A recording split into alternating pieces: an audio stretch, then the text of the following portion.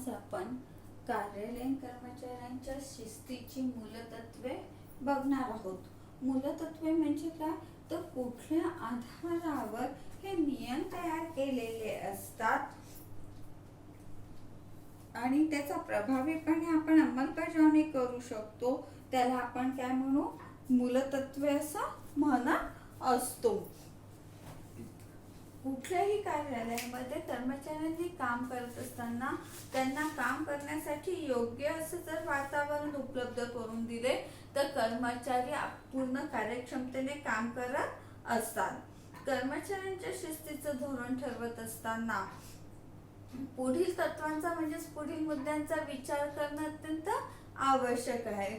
सगळ्यात पहिली गोष्ट म्हणजे पहिला मुद्दा म्हणजे शिस्तीच्या नियमांना आचारसंहिता असं म्हणतात. म्हणजे कुठल्याही शिस्तीचं पालन करत असताना काही विशिष्ट नियम असतात की ज्या नियमांचं पालन करणं अत्यंत आवश्यक असतं. या नियमांनाच आपण काय म्हणतो, आचारसंहिता असं म्हणत असतो. कुठलेही कार्य करत असताना काहीतरी विशिष्ट नियमांचं पालन आपल्याला करावंच लागत असतं. अनेकदा हे नियम लिखित स्वरूपातच असतात असं नाही, तर अलिखित स्वरूपात देखील असतात, परंतु त्याचं पालन करणं अत्यंत आवश्यक असतं. त्याला आपण काय म्हणतो, या नियमांना आचारसंहिता असं म्हणतो. नंबर दुसरा आहे आपला की कुठलेही नियम ठरवत असताना, शिस्तीबाबतचा नियम ठरवत असताना कर्मचारी आणि त्यांच्या संघटना किंवा त्यांचे प्रतिनिधी जे कोणी असेल या सर्वांसोबत चर्चा होणं अत्यंत आवश्यक आहे.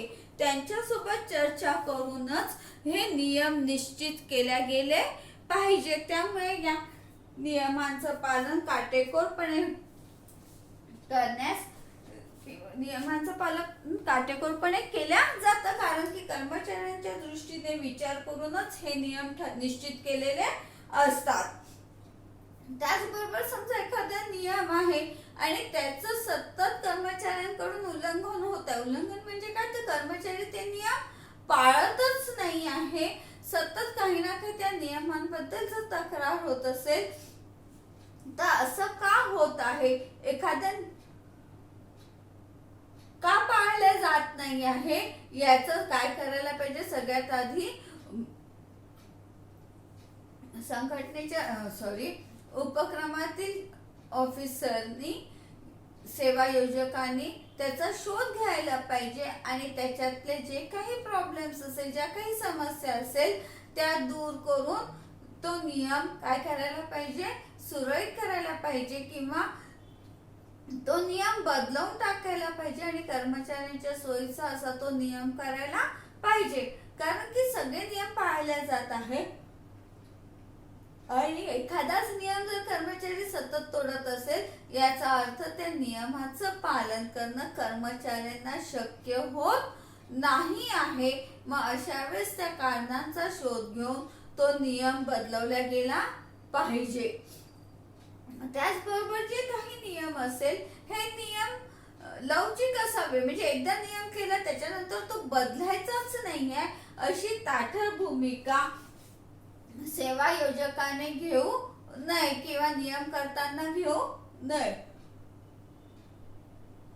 तर नियम हे कसे असले पाहिजे, लवचिक असले पाहिजे.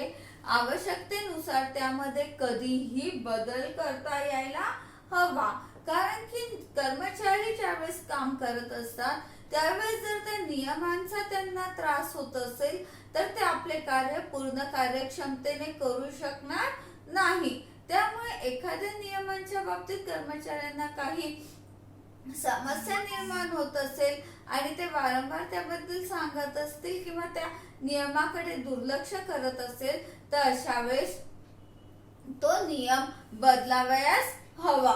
त्याचबरोबर नियमांचं पालन करत असताना कुठल्याही एखाद्या कर्मचाऱ्यावर अन्याय होता कामा नये किंवा कुठल्याही नियमांचं पालन करत असताना पक्षपातीपणे वागवू नये, सेवा योजकाने पक्षपातीपणे वागू नये. म्हणजे एका कर्मचाऱ्याला सूट दिलेली आहे आणि दुसऱ्या कर्मचाऱ्यांवर शिस्तीचा बडगा उगारलेला आहे असं करता कामा नये. कारण की असं जर केल्या गेलं तर कर्मचाऱ्यांचं नियम पाळण्याकडे काय होतं, चढढकल होते, ते त्याकडे दुर्लक्ष करायला लागतात. म्हणून ज्यावेळेस नियमांची अंमलबजावणी केल्या जाते, शिस्तीचा जिथे प्रश्न येतो तिथे हे नियम सगळ्यांना सरसकट लागू व्हायला पाहिजे. समजा आपण असं म्हटलं की ऑफिसमध्ये 10 कर्मचारी काम करत आहे आणि एका कर्मचाऱ्याला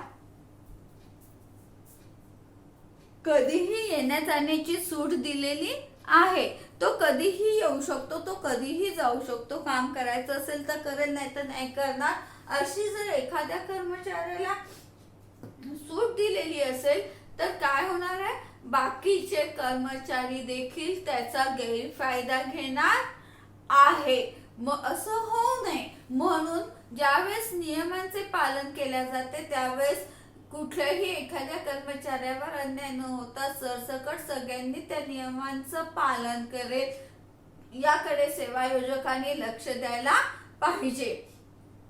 त्याचप्रमाणे तर काय होणार आहे, जर आज एकाला सूट दिलेली आहे तर दुसरा काय करणार आहे, 10 वाजताचं ऑफिस असेल, जर एक जण 11 वाजता येत असेल तर दुसऱ्या दिवशी काय करणार आहे, 10:15 येईल, तिसरा 10:30 येईल, एखादा 10:05 येईल. म्हणजे प्रत्येक जण काय करणार आहे, आपल्या वेळेबाबत फ्लेक्झिबल राहील. म्हणजे तो कोणी कधी पण येईल.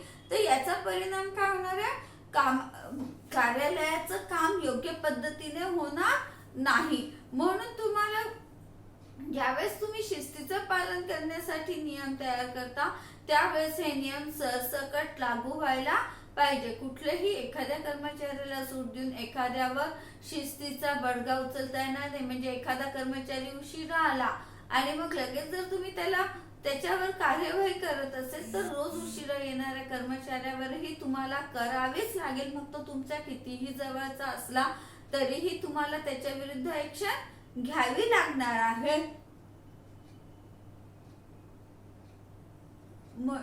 म्हणूनच कोणाही एखाद्या कर्मचाऱ्यावर अन्याय होता कामा नये. त्याचबरोबर जर सतत अशा पद्धतीने कर्मचाऱ्यांच्या नियम तोडण्याकडे कर्मचाऱ्यांचा कल राहिला तर काय होणार आहे, त्यांची संख्या दिवसेंदिवस वाढत जाणार आहे आणि मग त्याच्यावर नियंत्रण ठेवणं सेवा योजकाला कठीण जाणार आहे. त्यामुळे नियमांचे उल्लंघन करणारे, नियम तोडणाऱ्या कर्मचाऱ्यांवर ताबडतोब कार्यवाही करणं अत्यंत आवश्यक आहे की ज्यामुळे नियमांचं पालन न केल्यास आपल्यावर कार्यवाही होऊ शकते. हा एक धाक कर्मचाऱ्यांच्या मनामध्ये निर्माण व्हावयास हवा. त्याचबरोबर कर्मचाऱ्यांवर कार्यवाही करत असताना त्या कर्मचाऱ्यांना त्यांची बाजू मांडण्याची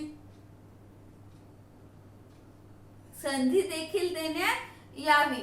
एकदम तो कर्मचारी उशिरा आलाय म्हणून लगेच त्याच्यावर कार्यवाही न करता, उशिरा हे एक कारण आहे, अशा अनेक कारण असू शकतात की कामामध्ये चुकारपणा केलेला आहे, टाळाटाळ करत आहे, वरिष्ठांच्या आदेशाचं पालन करत नाहीये, असे अनेक कारण असू शकतात.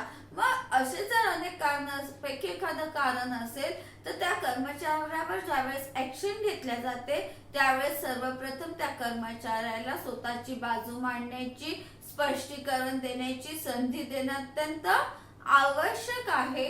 कारण की काही कारण असू शकतं की ज्यामुळे तो त्या नियमांचं पालन करू शकत नाही आहे. तर हे कारण ऐकून घेणं सुद्धा तेवढंच महत्वाचं आहे.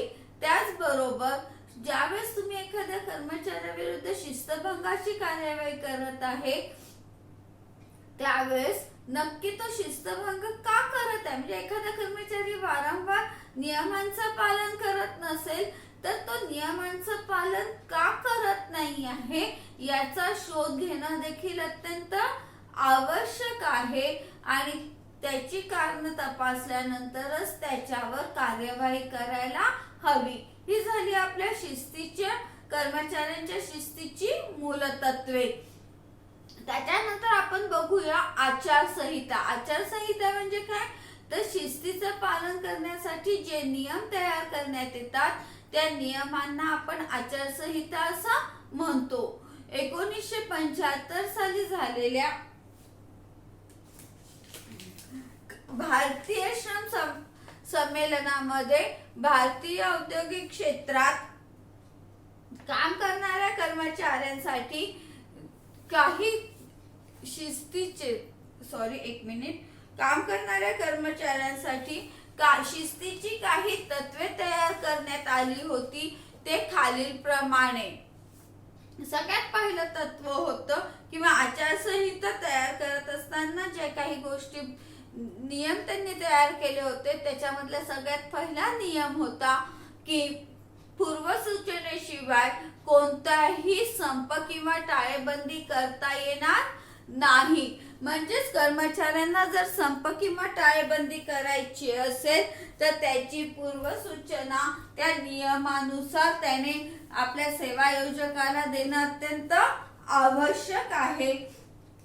त्याचबरोबर दुसरं महत्वाचं म्हणजे कुठल्याही संदर्भात एकपक्षीय कार्यवाही असू नये. म्हणजे फक्त ज्यावेळेस काही औद्योगिक अशांतता निर्माण होते आहे, कर्मचाऱ्यांमध्ये असंतोष निर्माण होत असेल तर सेवा आयोजक किंवा कर्मचारी या दोघांपैकी एकाचंच म्हणणं ऐकून निर्णय घेता कामा नये. तर दोन्ही पक्षांचं म्हणणं ऐकून त्यांचे विचार ऐकून घेऊन त्यानंतर त्यावर तोडगा काढणं अत्यंत आवश्यक असतं. फक्त एका पक्षालाच महत्त्व देऊन चालणार नाही. तिसरं महत्वाची गोष्ट आहे की कर्मचाऱ्यांनी स्लो काम करण्याचा पर्याय निवडू नये. म्हणजे कर्मचाऱ्यांना संपावर जाता येत नसेल, टाळेबंदी करता येत नाहीये नियमानुसार, तर मग अशा वेळेस कर्मचारी बरेचदा काय करतात तर काम हळूहळू करण्याचा प्रयत्न करतात की ज्याच्यामुळे ते कामावरही हजर असतात, कामही करत असतात, परंतु काम ज्या स्पीडने व्हायला पाहिजे त्या स्पीडने ते काम करत नाही. याचा परिणाम उपक्रमाला मोठ्या प्रमाणावर सहन करावा लागत असतो. म्हणून कर्मचाऱ्यांनी कधीही हळू कामाचा पर्याय निवडू नये. हे आचारसंहितेचं तिसरं महत्वाचं तत्व आहे. चौथं महत्वाचं तत्व म्हणजे संघटनेच्या कुठल्याही संपत्तीला हानी पोहोचवू नये. म्हणजे ज्यावेळेस संप टाळेबंदी केल्या जाते, कर्मचारी संपाचा पर्याय निवडतात, टाळेबंदीचा पर्याय निवडतात, त्यावेळेस त्यांनी आपल्या संस्थेच्या आपल्या कंपनीच्या संपत्तीला कुठल्याही प्रकारची हानी पोहोचवू नये. कारण की उद्या पर्याय निघाल्यानंतर त्यांना परत तिथे जाऊन काम करायचं आहे, परंतु संप पुकारलेला आहे आणि सेवायोजक ऐकत नाहीये म्हणून जाळपोळ करणं, तोडफोड करणं, संपत्तीचं नुकसान करणं, यंत्रसामुग्रीचा नाश करणं, अशा कुठल्याही पर्यायाचा विचार संप करणाऱ्या कर्मचाऱ्यांनी करायला नको. कारण त्यामुळे सेवा आयोजकाचे फार मोठ्या प्रमाणावर नुकसान होऊ शकते. म्हणजे टाळेबंदी एकदम करता येणार नाहीये, त्याच्यासाठी तुम्हाला पूर्वसूचना द्यावी लागणार आहे. एकदा तुम्ही टाळेबंदी केली किंवा संप केला तर काय होणार आहे, तुम्हाला सेवा आयोजकाच्या संपत्तीला नुकसान पोहोचवता येणार नाही. त्याचबरोबर तुम्हाला कुठलंही हिंसात्मक कार्य करता येणार नाही. हिंसात्मक कार्य म्हणजे काय तर माराठोकी करणे, जाळपोळ करणे, अशा प्रकारचं कुठलंही कार्य संप करणाऱ्या व्यक्तींना करता येणार नाहीये. त्यांनी कुठल्याही प्रकारचं हिंसात्मक मार्गाचा अवलंब न करता संप टाळेबंदी जे काही करायचं आहे ते शांततेच्या मार्गानेच करायला पाहिजे. त्याचबरोबर जे काही वादविवाद आपापसात असेल, म्हणजेच कर्मचारी आणि सेवा आयोजक यांच्यामध्ये जे काही विवाद असेल, हे विवाद त्यांनी उपलब्ध असलेल्या पर्यायाच्या माध्यमातूनच सोडवण्याचा प्रयत्न करायला पाहिजे. प्रत्येक कंपनीमध्ये, प्रत्येक संस्थेमध्ये कर्मचारी आणि सेवायोजक यांच्यामध्ये सुसंवाद साधण्यासाठी एक समिती असते. ज्यावेळेस यांच्यामध्ये विवाद निर्माण होतात त्यावेळेस हे विवाद सोडवण्यासाठी या समितीच्या माध्यमातून, या यंत्रणेच्या माध्यमातूनच काय केले पाहिजे, विवाद सोडवले पाहिजे. हे अजून एक महत्वाचं तत्व आहे. त्यानंतर औद्योगिक शांततेला बाधा आणणारे करार संपुष्टात आणावे. बरेचदा काय होतं की ज्यावेळेस कंपनीची स्थापना केल्या जाते आणि कंपनीची नियमावली तयार केल्या जाते, शिस्तीसाठी नियम तयार केल्या जातात, त्यावेळेस एखादा नियम असा असतो की जो कर्मचाऱ्यांना वारंवार अडचणीत आणणारा असतो आणि मग अशा नियमाच्या विरुद्ध कर्मचारी सतत काय करत राहतात, आवाज उठवत राहतात, त्याच्या विरुद्ध बोलत राहतात आणि त्यामुळे काय होतं, तर उपक्रमाची जी काही शांतता आहे ही औद्योगिक शांतता सतत नष्ट पावत राहते. म्हणजे सेवायोजकाला एक धाक असतो आणि कर्मचाऱ्यांनाही सतत त्याच्याबद्दल बोलावं लागतं. असा एखादा जर मुद्दा असेल तर सेवायोजकांनी किंवा कर्मचाऱ्यांनी त्याच्यावर चर्चा करून जो काही करार असेल त्यांचा आपापसातला तो करार रद्द करायला पाहिजे. हे झाले आपले आचारसंहितेचे तत्वे. त्यानंतर आता आपण पुढचा मुद्दा बघूया.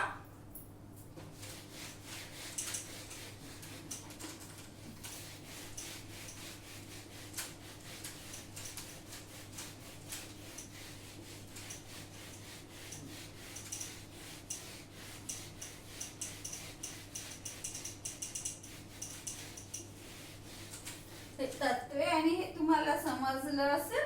आता आपण पुढचा मुद्दा बघूया.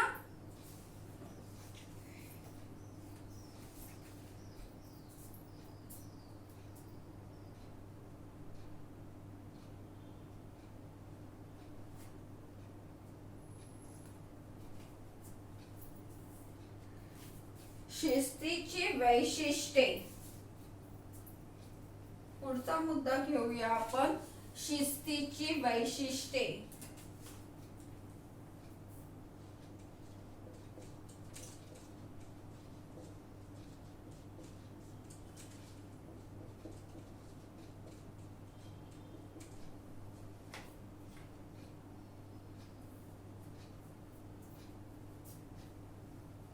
शिस्त ही अशी एक गोष्ट आहे की जी कर्मचाऱ्यांना नियम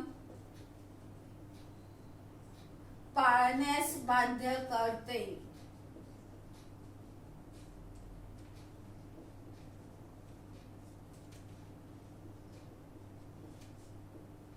सगळ्यात महत्वाचा मुद्दा काय आहे, तर शिस्त अशी शक्ती आहे की जी कर्मचाऱ्यांना किंवा व्यक्ती समूहाला तिथले नियम पाळण्यासाठी काय करते, प्रोत्साहित करत असते, बाध्य करत असते. जसं आपण म्हणूया की आपलं कॉलेज आहे, कॉलेजमध्ये आपण बघितलं मगाशीच की कॉलेजमध्ये येत असताना आपण आपल्या पिरियडच्या वेळेवरच येतो. वेळेवर येणं ही काय झालेली आहे, शिस्त झालेली आहे. बरोबर आहे ना. कॉलेजला उशिरा येऊ नये ही आपली शिस्त झालेली आहे. ज्यावेळेस आपण एखादा नियम तयार करतो त्यावेळेस आपोआपच त्या नियमांचं पालन करण्याकडे सर्वांचा कल असतो. बरोबर आहे ना. जसं आपण कुठे गेलो तर कसं वागावं याचे काही निश्चित नियम असतात. त्या नियमांचं पालन आपण आपल्या कळत न कळत करत असतो. अगदी जाणून बुजून त्या नियम पाळायचे आहे म्हणून करतो असं नाहीये. बरोबर आहे ना. पण कुठे जायचं असेल तर वेळेच्या आत गेलं पाहिजे हा एक नियम आहे आणि तो नियम आपण पाळत असतो. कुठे कसं बोलायचंय, कसं वागायचंय, कुठलं काम कशा पद्धतीने करायचं आहे, या प्रत्येक गोष्टीचं आपण काय करत असतो, पालन करत असतो. यालाच आपण काय म्हणू, शिस्तीच्या नियमांचं पालन करणे होय. आणि ज्यावेळेस तुम्ही समूहाचा विचार करता, व्यक्ती समूहाचा विचार करत असता, त्यावेळेस या नियमांचं पालन अगदी सहजतेने व्यक्ती समूहाकडून केल्या जात असतं. दुसरं महत्त्वाचं वैशिष्ट्य आहे शिस्तीचे नियम व पद्धती हे वेळोवेळी अनुभवाच्या कसोटीवर तपासले जातात.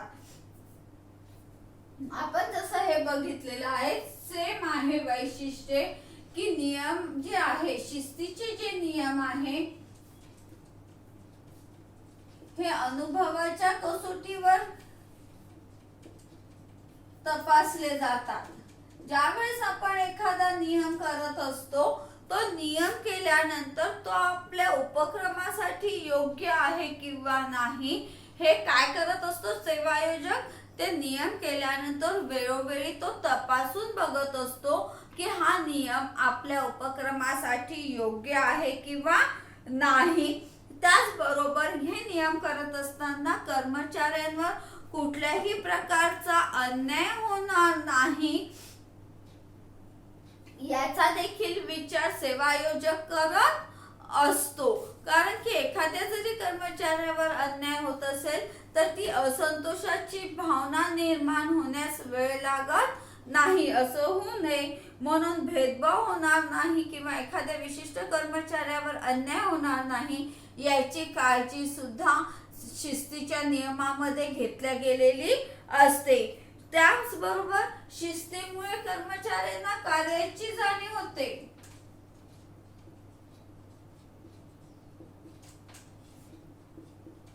ज्यावेळेस आपण शिस्तीचं पालन करीत असतो तेव्हा आपण हे नियम ज्यावेळेस आपण पाळत असतो हे नियम आपण नक्की कशासाठी पाळत आहोत त्याचे उद्दिष्ट काय आहेत याबद्दलची माहिती कर्मचाऱ्यांना असल्यामुळे साहजिकच त्यांच्यामध्ये कार्य पूर्ण करण्याची भावना निर्माण होते. आपलं काम आपण वेळेवर केलं पाहिजे, ठराविक वेळेमध्ये आपण कार्य पूर्ण केलं पाहिजे याबद्दलची जाणीव कर्मचाऱ्यांमध्ये सहजतेने निर्माण होत असते. त्याचबरोबर कर्मचाऱ्यांमध्ये स्वयंशिस्त व स्वनियंत्रणाची पण सवय लागते. सगळ्यात महत्त्वाचं काय आहे स्वयंशिस्त निर्माण होते. स्वयंशिस्त व स्वनियंत्रण हे दोन महत्त्वाची गोष्टी आहेत. स्वनियंत्रण स्वयंशिस्त म्हणजे काय एकदा नियम केल्यानंतर आपल्याला कोणीही वेगळं काही सांगायची गरज राहत नाही. आपोआपच आपण काय करतो ते नियम पाळण्याकडे आपला कल असतो. आपण ते नियम कोणी आपल्याला असं दरवेळेस दंडुकाने दाखवत की तू हा नियम पाळला नाही तर मी अशी शिक्षा करेल असं म्हणत नाही. तरीही नियम आहे म्हटल्यावर आपण नियम पाळतो. जसं सिग्नलला लाल लाईट लागला की आपल्याला कोणी सांगायला येत नाही की लाईट लागलाय थांबा म्हणून, बरोबर आहे ना. परंतु लाल लाईट दिसला की आपण थांबतो कारण आपल्याला माहित आहे की लाल लाईटचा अर्थ थांबणे असं आहे. याच्यासाठी रोज उठून तिथे तुम्हाला कोणीही मार्गदर्शन करणारे नसतात. हे काय झालं एकदा आपल्याला नियम माहित झाल्याबरोबर आपण स्वतःहूनच त्या नियमांचं पालन करत असतो. आपल्याला प्रत्येक वेळेस कोणी सांगायची गरज पडत नाही. त्याला आपण काय म्हणू स्वयंशिस्त. ही स्वयंशिस्त आपण आपल्याला लावून घेतलेली आहे, बरोबर आहे ना. लाल लाईट दिसल्यावर थांबायचं आहे ही शिस्त जनतेने काय केलेली आहे स्वतःला लावून घेतलेली आहे.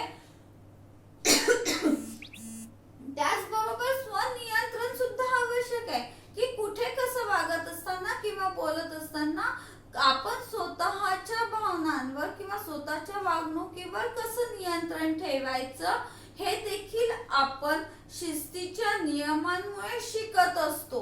हे नियंत्रण आपल्याला आपोआप येतं की नाही. ऑफिस आहे तर ऑफिसमध्ये असं बोलायला नाही पाहिजे. आपल्या कर्मचाऱ्यांसोबत आपण असं बोलायला नको. मित्रांसोबत बोललं तर चालतं. जी गोष्ट आपण मित्रांसोबत बोलतो ती आपण आपल्या सहकाऱ्यांसोबत बोलत नाही. कारण की आपल्याला कळतं की आपण स्वतःला कुठे कशा पद्धतीने स्टँड करायचं आहे हे आपल्याला या नियमांमुळे सहजतेने कळतं आणि आपण आपल्या वागणुकीवर आपल्या भावनांवर आपल्या कार्य करण्याच्या पद्धतीवर काय होतं स्वतःचं नियंत्रण ठेवत असतो. दरवेळेस कोणीतरी आपल्यावर नियंत्रण ठेवतं असं नाहीये. परंतु मला माहिती आहे की मला वेळेवर यायचंय, मला माझीच कामं पूर्ण करायची आहे, वेळेमध्ये पूर्ण करायची आहे, हे ज्यावेळेस मी स्वतःला ठरवून सांगत असते त्यावेळेस मी काय केलेलं आहे, माझं स्वनियंत्रण केलंय. मी स्वतःच्या सगळ्या गोष्टी नियंत्रित करून काम करत आहे.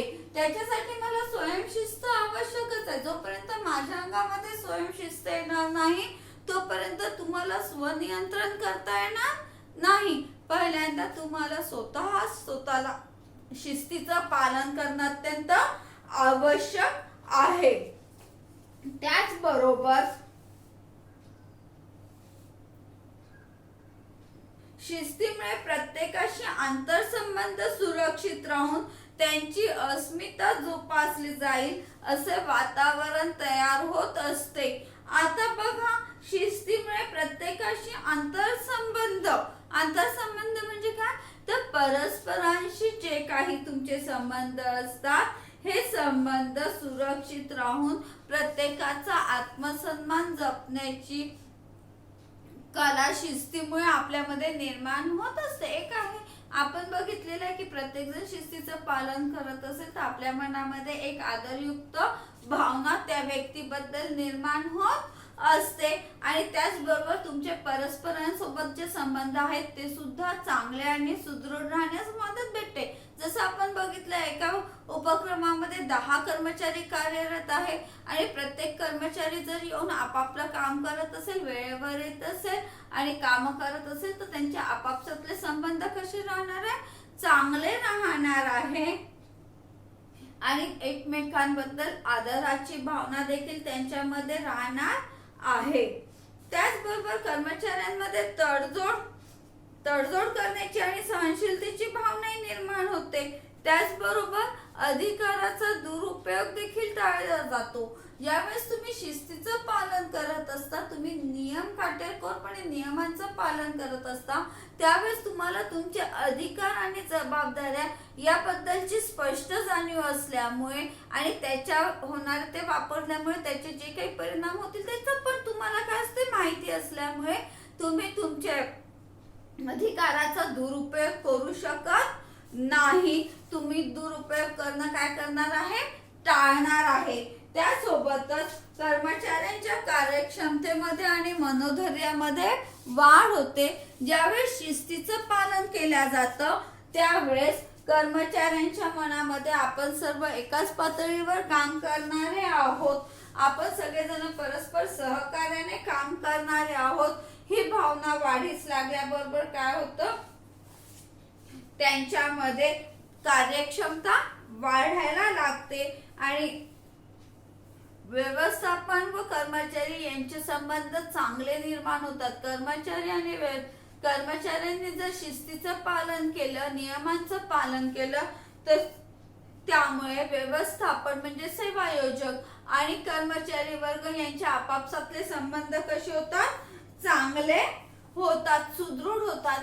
कारण की नियमांचं पालन केल्यामुळे व्यवस्थापकीय समितीला कर्मचाऱ्यांवर नियंत्रण ठेवणं आणि त्यांच्याकडनं कार्यक्षमतेने कार्य करून घेणे सहजतेने शक्य होते.